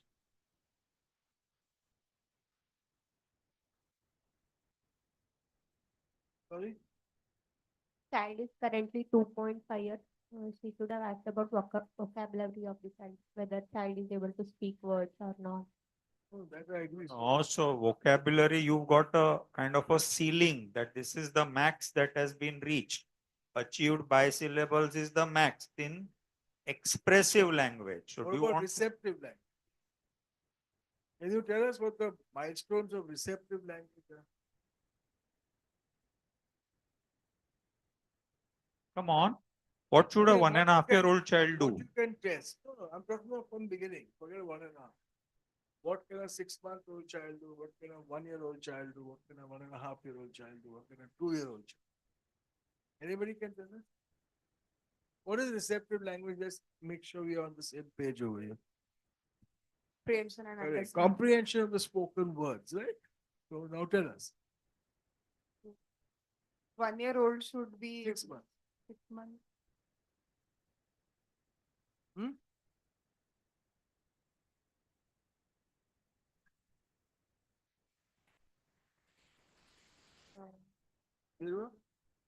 Anybody else can answer? Obeying commands on object recognition. It's 6 months, is it? 1 year. No, 6 months. What do you recognize? That is Name. 6, 7 months of age. response to me. The boy or girl responds to his name. So he knows that he's calling me. Right? Then by say 1 year, there are other things. Then he may be obeying commands. Or he may be identifying common people in the house. He identifies by name. He identifies maybe if he's very smart, light, fan, yeah, all those things, common TV, all those things. Kahan hai light, upar dekhega, kahan hai all that. Then 1.5 years, what does he do? I'm giving you a gross thing. Body parts. Naak kahan hai, yahan hai. Kaan kahan hai, yahan hai. Then as you go older, you may know thumb, you know all those things also. At 2 years, what do? You start receptive language. Book pictures. So all these things can be tested in your clinic. Your book over there, you show them hathi hai, ya ghoda hai, ye ho hai, wo hai. That they may not know, and they may, and the expressive language at 2.5 years should be what? Sentences, 2-3 word sentence, 3-4 word sentences, 2-3 word sentences. So phrases followed by sentences, short sentences. So all that is, so this patient's highest language she achieved was bisyllables. That means her problem has started pretty early. That's important. Okay. And social recognizing parents is like, 5-month-old baby, 4-month-old baby. Real, you have to ask some more questions about development. It's really, very, very short. So if this history is correct, then you almost are suspecting that development was not normal even before the illness began.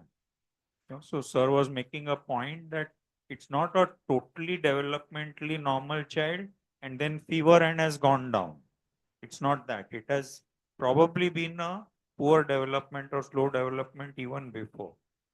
And therefore, concentrating on social milestones is very important. And more so, those social milestones which are not dependent upon motor milestones. So, for example, what are the social milestones which are not dependent on motor milestones? Smiling is one.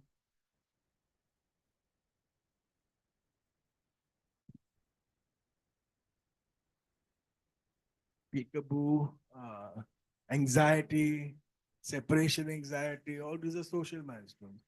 Well, for example, Tata, or he may not be able to do Tata. That depends on the motor man. He's got a problem with his. Anyway, so let's go on. All this I think I'll skip. Okay, so now anybody wants to summarize besides her, otherwise she'll summarize. What all have you got so far? 1, 2, 3, 4, 1, whatever you got, just name it, then we'll add it.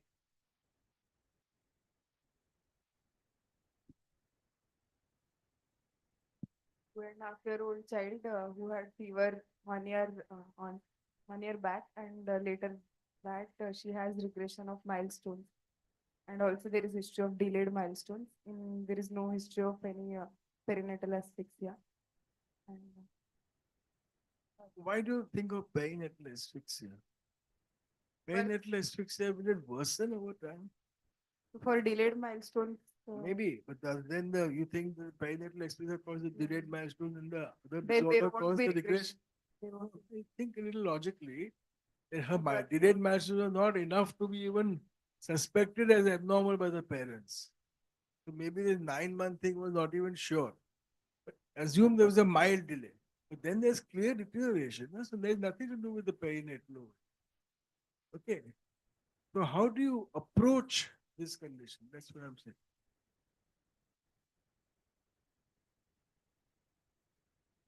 we should firstly rule out other causes other than neurodepression syndromes, like any increasing head size, hydrocephalus, or Sir is asking is the approach. So you have a baby who's probably mildly delayed, and then a febrile illness suddenly brings this baby down considerably. So now what is the meaning of this? Twice. Is One- this that one year, in 1.5 febrile illness was a CNS infection which has caused multiple infarcts in the lower limb area? Are we talking of that? No. So that's what's the concept here? What is happening? Which was triggered by some metabolic disorder or neurometabolic disorder, which was already present there, but that was triggered by. So very good. So it could be a genetic neurometabolic neurodegenerative disorder. It also could be something else, acquired. Okay, we'll talk about the acquired later, but most likely it will be something. So what are the ways in which metabolic disorders present to the physician? How do they present to you?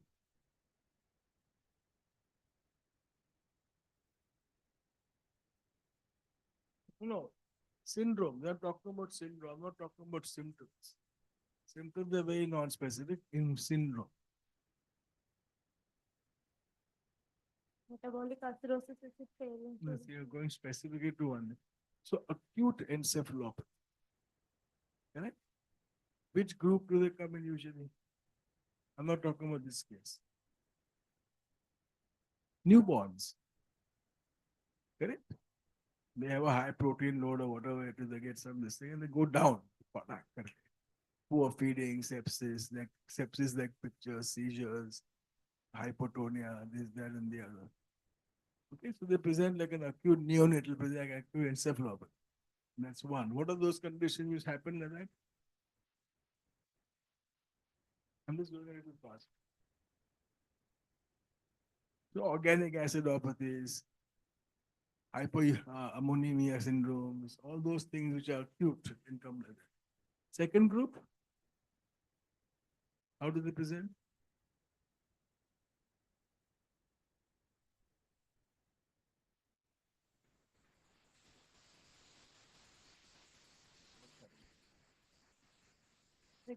Neuroregression. Slow progression. वो चल रहा था, सब कुछ ठीक चल रहा था, फिर ये भूल गया, फिर ये भूल गया, फिर ये भूल गया, फिर ये भूल गया, फिर यहाँ तक पहुंचा. Please come down. Which conditions? Storage disorders, so lysosomal storage disorders, all those kind. That is the usual story. I'm giving you one example. Third is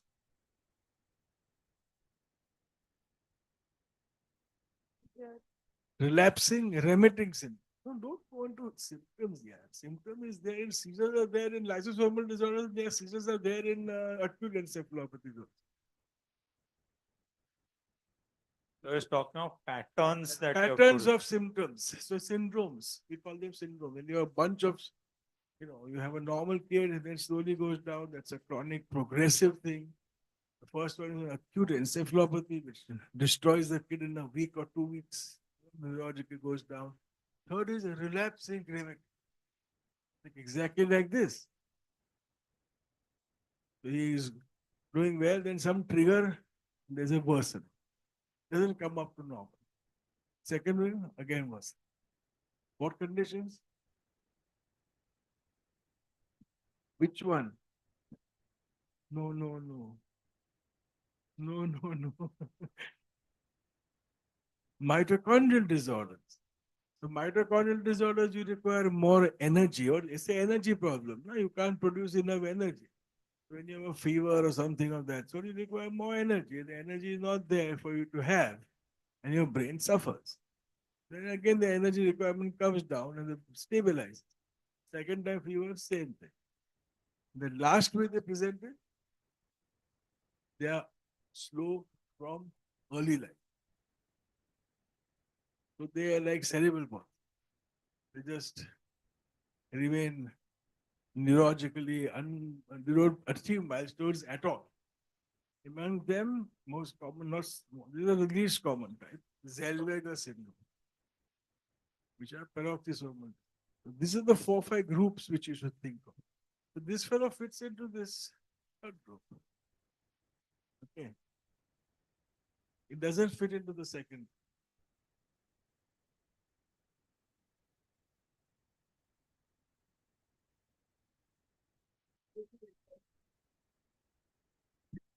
Summarize the case first. 2.5-year-old girl born out of third degree consanguineous marriage with history of gradual loss of age appropriate milestones, motor more than social, triggered by febrile illness on a background of global developmental delay with normal perinatal history with failure to thrive in an adequately immunized child is likely a case of neurometabolic disorder, mitochondrial disorder, and storage disorder. General examination. Before you go into that, what are the acquired conditions you must think? Take, for example, the first one, acute encephalopathies. Any encephalitis can cause that. Correct? You have an acute encephalitis. Second is a chronic, slowly losing a milestone disorder. Which one? Come on, all of you must have seen these conditions. Infectious. SSP, correct, SSP. HIV. HIV also can have a chronic progressive disorder where you lose your milestone. Third is something which is relapsing remitting.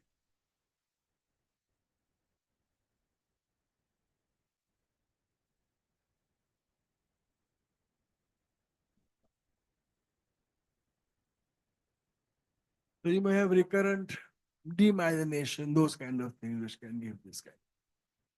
And that's about it. And fourth, of course, like a static disorder, which from the beginning, like cerebral palsy and all those. General examination. Child was conscious, irritable, but consolable. Afebrile, pulse rate 115 per minute. BP 104/74 in right upper limb in supine position. RR 24 per minute. Saturation 99% room air. Anthropometry. Length 93 centimeter around 58 centile. Weight 8 kg less than -3 standard deviation. Head circumference 45 centimeter less than -2 standard deviation.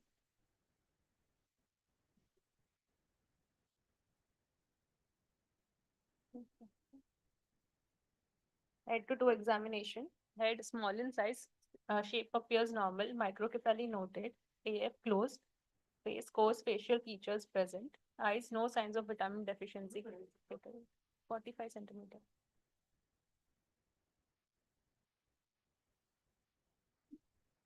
Two and a half. Ears no discharge, no neurocutaneous markers, right upper limb and ankle contracture present, no kyphoscoliosis, bed sores or callosities. CNS higher mental function, child was irritable but consolable. Speech, language, and memory could not be assessed. How do you assess a baby's mental status? Does he recognize the mother? Does he recognize you as a person who he doesn't know? All those kind of things. Where you say you can't assess. Assess means, of course, you can. Does he say anything at all? Does he have words he may not have, but does he understand things like give this to mama, give this to papa, that kind of thing? Or whatever. So some sort of, you have to, you cannot say, you cannot assess. You have to be, The child was understanding when mother used to console her, but otherwise, understanding what? just calm down. Look, she was constantly crying, but whenever mother used to console her, she used to be a bit better, stable. But otherwise, Well, other I'm just than saying, try and give a little more than just can't be assessed. We're not talking about memory and speech and all that, but at least what basically she can understand. She can understand the this is my mother, this is somebody else. Is she smiling? Is she quiet? Is she recognizing strangers? Those kind of things is important.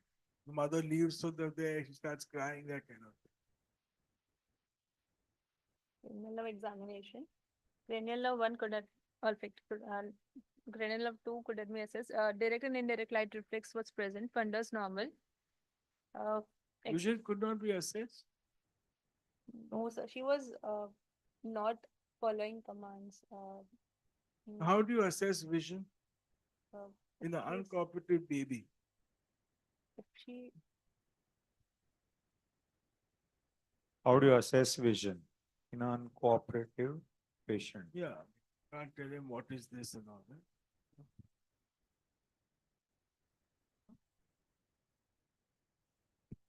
Give colorful object and check if following or not. Colorful Following objects the and- direction or and- not. and Give colorful object and see if the child is following the direction. Okay, red is the most important. Anything else? Your face. You make funny faces and you look at you. They look at you, the vision is there. Using light and menace and all is very gross. It's not something which you, if it is not following you, what else can you look for in vision? She will tell you there's something indirect signs, there's some visual information. You had the baby, you would have seen it, but I don't know. video of just to eliciting neck holding.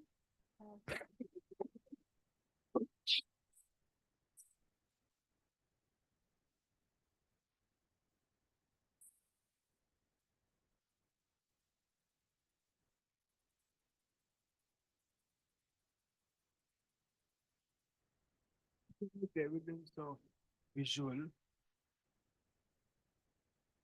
Lot of searching eye movements, roving eye movement. No. The movement just go like this without any obvious, slow searching eye movements.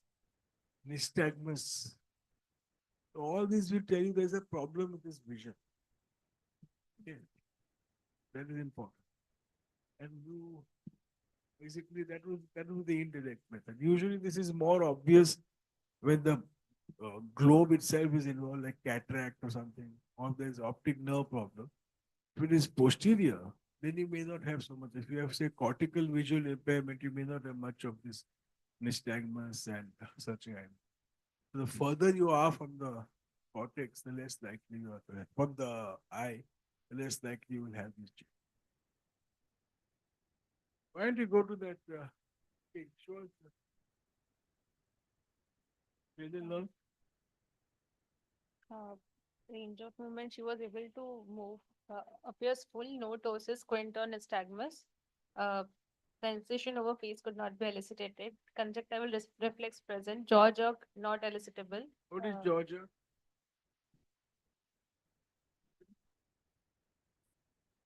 What does it indicate? Is it normally present?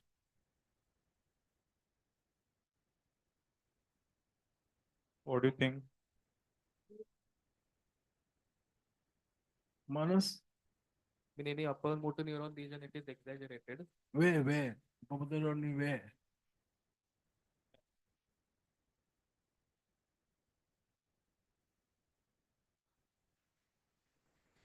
Above the level of the pons. Got it? Basically, your jaw jerk depends on your fifth nerve. No? So that basically you above the level of the pons. So anything above that, all reflexes below that will be exaggerated. Jaw jerk, gag reflex, all that. For example, if you have bilateral white matter disease, you have bilateral, internal capsule disease, bilateral. It has to be bilateral. Then your jaw jerk will be exaggerated. Normally, a jaw jerk may not be there in normal people. If you see it, you heard of pseudobulbar palsy? These symptoms are there. He's swallowing, he's drooling. Have you asked all this? Yes, no drooling of saliva, swallowing was. He's eating fine. Okay. So all that, if you have all those bulbar symptoms with increased reflexes, it's called pseudobulbar palsy. The jaw jerk is present. Problem is, it's exaggerated, it's probably that. Turns head to sound. Uvula and midline gag present. Able to turn head side to side. Tongue in midline, no deviation or twisting. Motor system. Child had a spastic posture. Upper limb adducted and internally rotated at shoulder and extended at elbow with right upper limb dystonia. Lower limb adducted and internally rotated at hip and extended at knee with ankle contracture.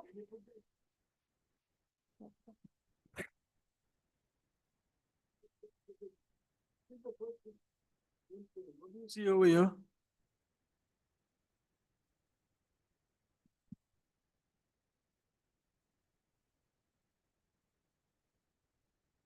Upper limbs are in, there is flexion at the elbow and fisting is present. Fisting is important. Fisting is present. What else is there? And in lower limb, there is a spastic posture, which is extensor. Yeah, so basically she's extended a little more and Dorsal plantar flexion flexion of the foot. marked plantar flexion.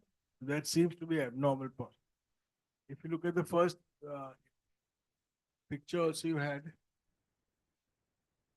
this one. Again, you can see the same posture. She just looks like this. Okay.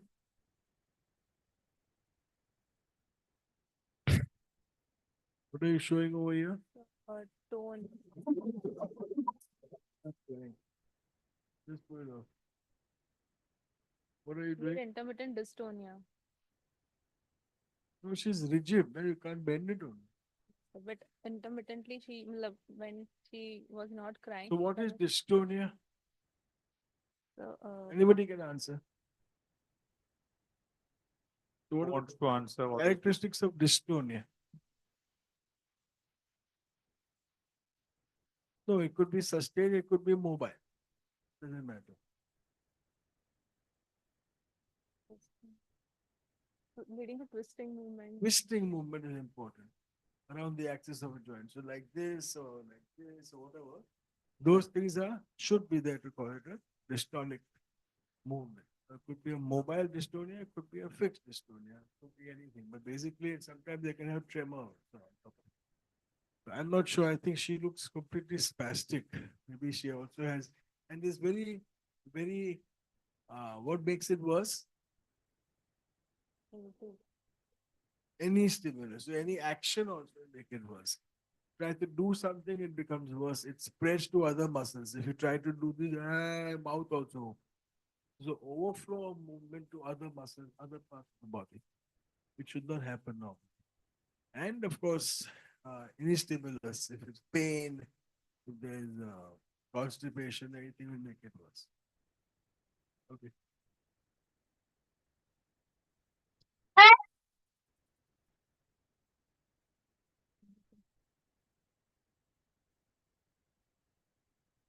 It's very rigid on.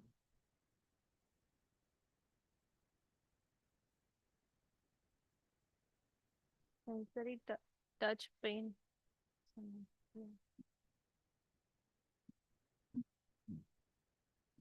No cerebellar signs, no meningeal signs, spine normal, but the system's abdomen soft. Over here, if you had told me I could not test the cerebellar signs, I would have said, yeah, good idea. I agree. How can you test cerebellum in this? No cerebellar signs, no. Whatever cerebellum, you can't really test it because baby is basically immobile with, spastic dystonic contract. Upper abdomen soft, no organomegaly, bowel sounds present. Respiratory system air entry bilaterally equal, chest clear. CVS S1 S2 heard, no murmur.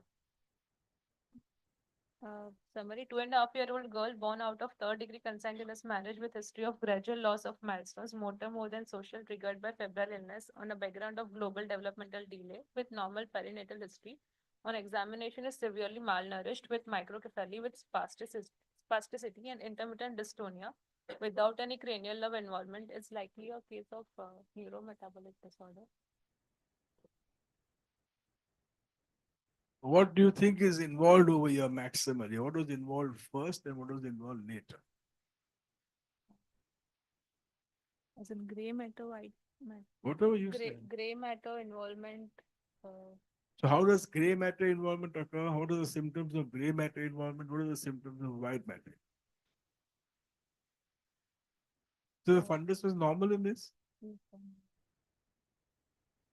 Gray matter would present with irritability, seizure. Yeah, so over here, at this point, you really can't tell because this is an end-stage neurological disease. I'm talking of the initial symptoms. Will tell you whether it's a gray matter disorder or a white matter disorder.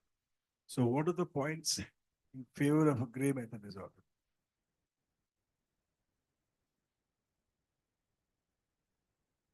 Anybody can answer? Initially, when this story started, what do you think? It was gray matter, white matter, why? So what does the white matter do? What does it control mainly?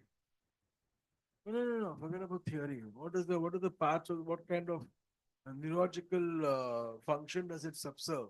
Mostly. Conduct. Motor system. What are the symptoms in the beginning? All motor. Correct? Nobody said that she had seizures. Nobody said she had become demented.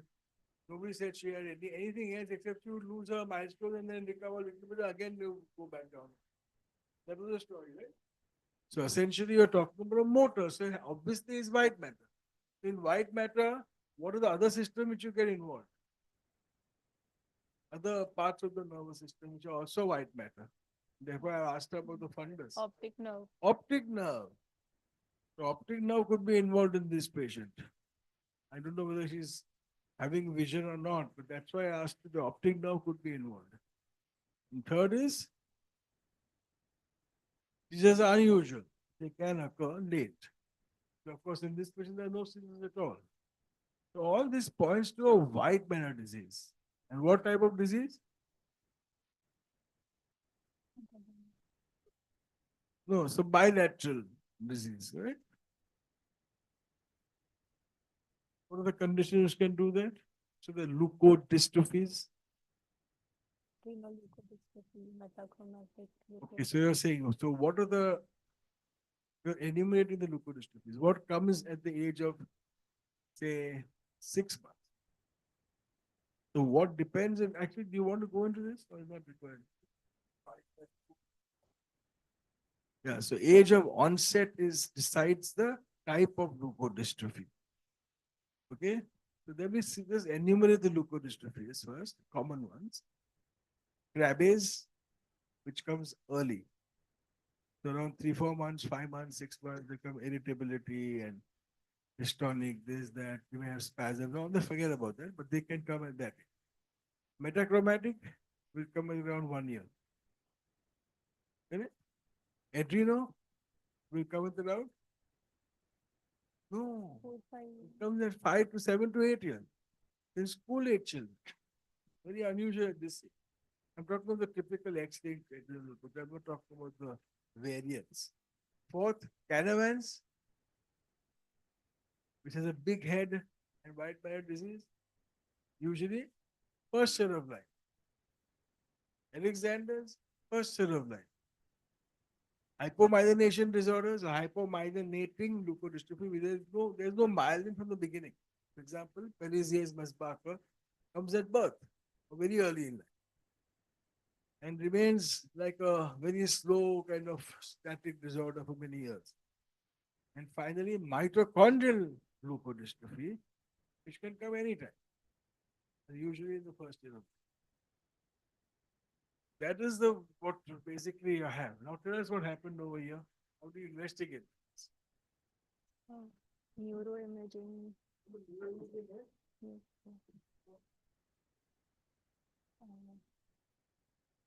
MRI was done. It showed bilateral symmetrical diffuse white matter abnormalities, showing ill-defined T2 flare hyperintensities in deep peri and paraventricular white matter and centrum semioval, involving corpus callosum and mildly along posterior limb of both internal capsule, uh, along with mild patchy restricted diffusion. Within this white matter changes, there are multiple linear areas of T2 hypointensity, giving tigroid appearance.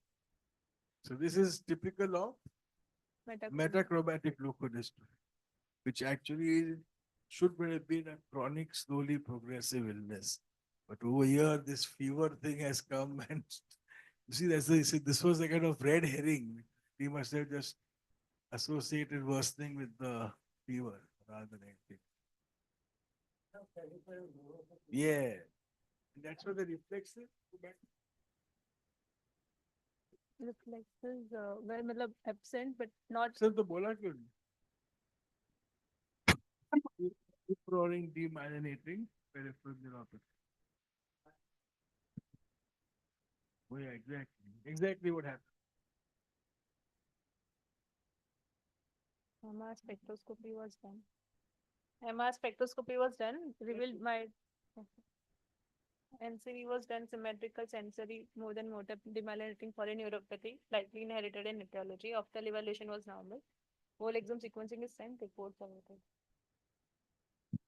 Fine. So this was metachromatic leukodystrophy. We have the MRI of the pre. You have that screen on. लगा उधर लगा.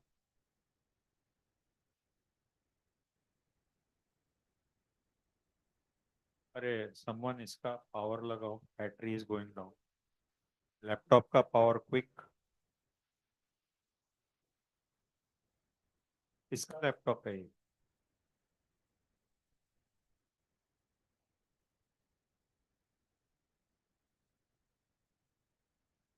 Come fast, otherwise the connection will go. This is working. या उधर लगा.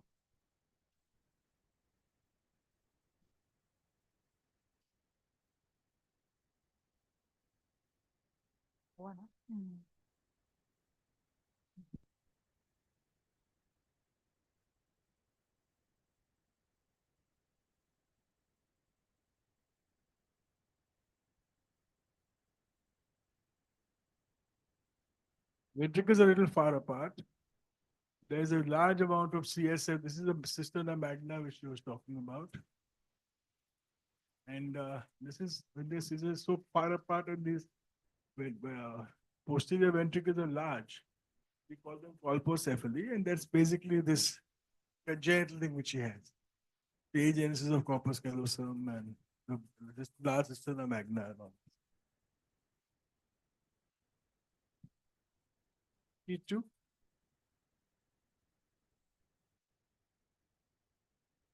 One minute. Hold it. Archana, you will have to move away. We cannot see.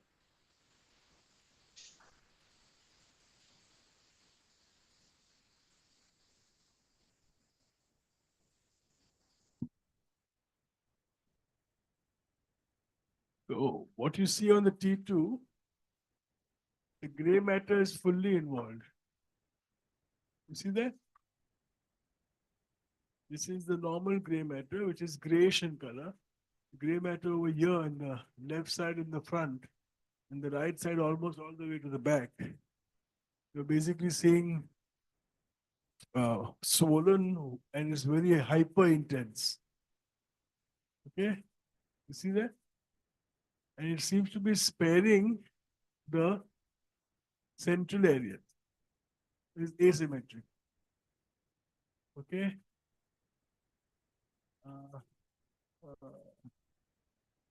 And this is the hyper intense on T1.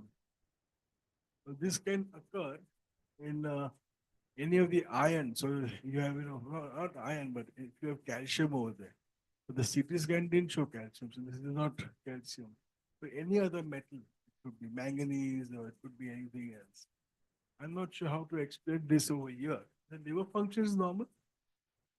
Have you checked? Sure. Okay. So that seems to be really unusual. This is not the picture of NMDR and stuff like that. It could be MOG, but unlikely to be NMDR.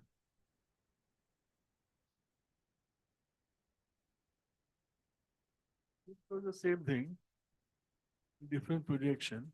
You're seeing the swollen, hyperintense white matter, gray matter. White matter is quite spared. And see, this part is the area which has the motor area. You see that? They're all normal. In the frontotemporal, what we had said first, neuropsychiatric cases are all here. That is the reason. But this is not typical of any prevalence of that. It may be MOG. Is there anything else? Diffusion?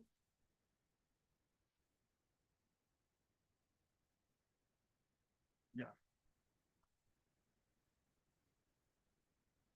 And this is, ADC is not there, but all this is restricted.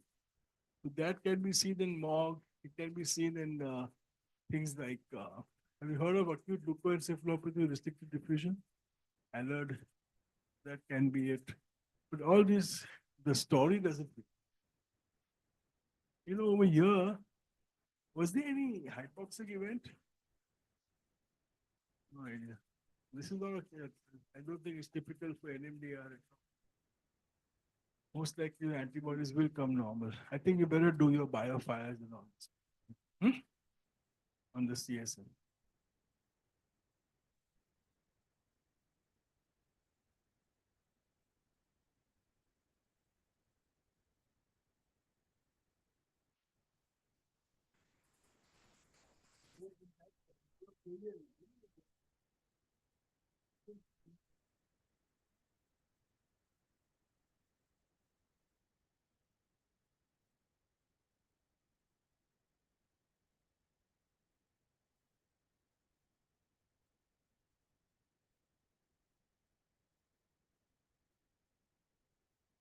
Okay, any questions from our online friends or any questions from here, people here? Mahesh is asking, is there similar age of onset for white matter neurodegenerative disorders? So clinical presentation you said is at those different ages. Yeah, so basic, one particular one? No, sorry, he is saying he's misprinted it. Gray matter is saying. So he wants a similar timetable for gray matter disorders. No, so gray matter disorders are, let's give some examples. The most common gray matter disorder in CL, steroid lipofuscinosis. That's a metabolic disease, so it's classified. I mean, basically a specific. So I think he's asking that, disorders which start, let's say, in the first year, what would you think of? Then second year, what would you think of? So, for example, I just tell you the most common is near-complete seizures, loss of social milestones, loss of they have retinitis pigmentosa, they have movement disorders. The movement disorders are very unusual in white matter disease. They're very common in gray matter. For example, MCL can come in the first year of life, not commonly, very uncommon in India. It comes very commonly in Finnish. And the ones that come in India are late infantile. They come between, say, 2 to 4 years. They are delayed in speech and then they become worse. So they have a lot of seizures, myoclonus, and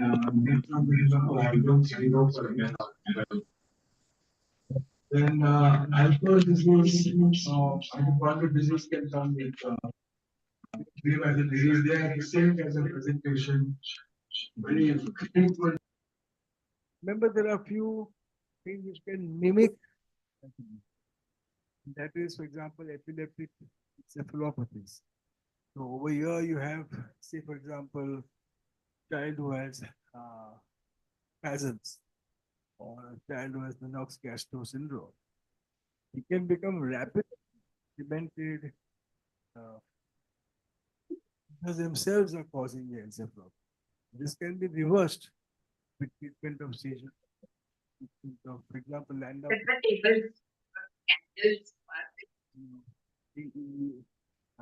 Spike wave in sleep. You know what was initially called Landau and all those conditions, which comes in later life, 5-7 years of age. They develop epilepsy.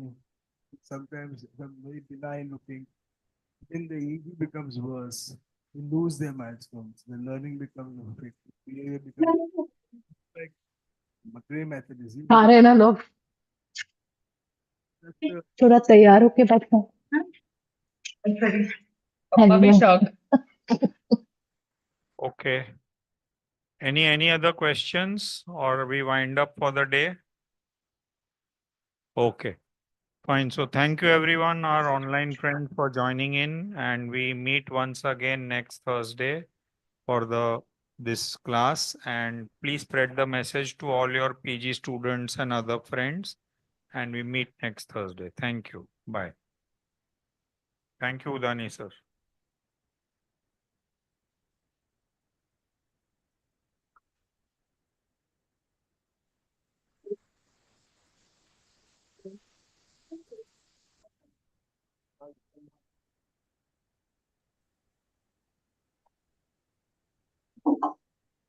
Yes.